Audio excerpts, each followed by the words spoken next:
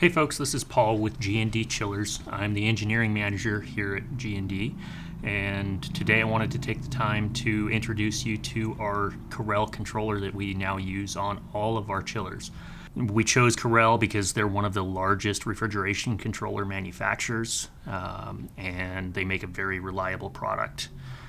They have communication options, which is what I wanted to talk about mostly today. They have local access via an Ethernet connection on your local network, and you can connect to it with a phone, a laptop, desktop, any device with a web browser on that network. There's also an option to communicate remotely over the internet, and that would be through what we call the Terra service and a secure online portal that you would log into. That would give you remote notifications as well if there's an alarm that occurs on the chiller. It also has the ability to communicate over multiple protocols, including BACnet and Modbus. But today I wanted to take you out to the run station and we'll show you exactly how to get this connected. Hey guys, we're in our run station now. Behind me you see the control panel of one of our most popular chillers that we make. It's one of our vertical air series, and it's just about done with run testing now. So we're going to show you how to plug this Ethernet cable in and get it on the network. And there's two Ethernet ports right up here on the top that you can't see, but trust me, they're there. You'll just take your Ethernet cable, plug it in. It's just like your computer at home. It's plugged in, you heard it click, and now we can get it on the network. So to get to the IP address settings screen, you press and hold both the enter and the alarm button. And then go down one option to settings, and then you can press the up arrow to get to TCP IPv4 settings. Press enter there. We've got it set up for DHCP, which would allow your network to automatically assign an IP address. If your network is not set for an IP address, you can change that to either off or static IP, and then you can change the IP address and all the network settings manually. If you opt to activate this controller for remote notifications and access, you'll need to get us the Terra ID so that we can activate this specific controller. You do that in the same way that you accessed the IP address earlier. Press and hold both the enter and the alarm button at the same time until the screen changes. Go into the information screen, then go into Pico Info.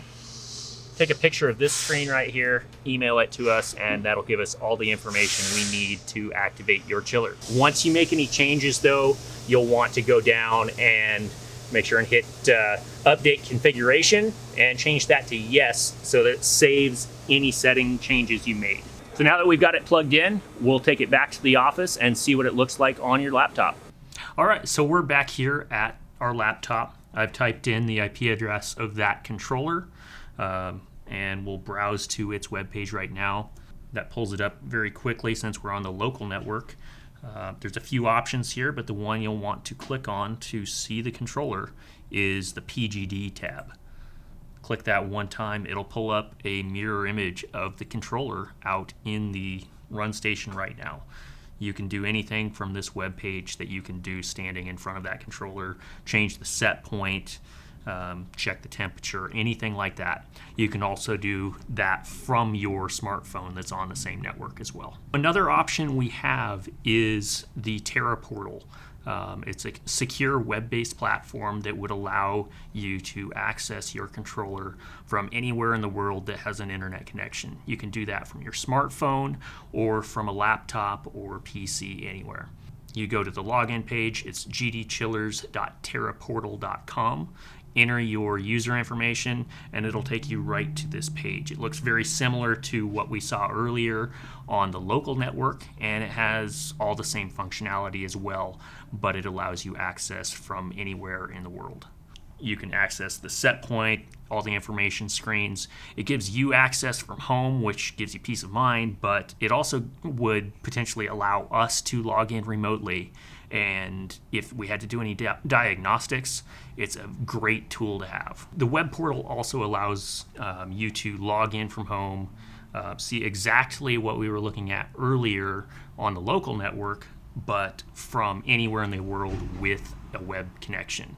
That'll give you peace of mind if you wake up at midnight and wonder what your glycol temperature is. But what it also does is allows us to log in remotely as well and do diagnostics on your chiller, check and see your suction pressures and temperatures and all those useful bits and pieces of information that we can see in real time to help improve the reliability of your chiller and make any repairs necessary. It also allows for remote notification of alarms. So say you have a high glycol temperature and it's midnight, you can get a text or email on your phone, and it will allow you that peace of mind to know that your glycol is doing what it's supposed to. All right, so that covers our Corel controller that we use on all of our chillers now.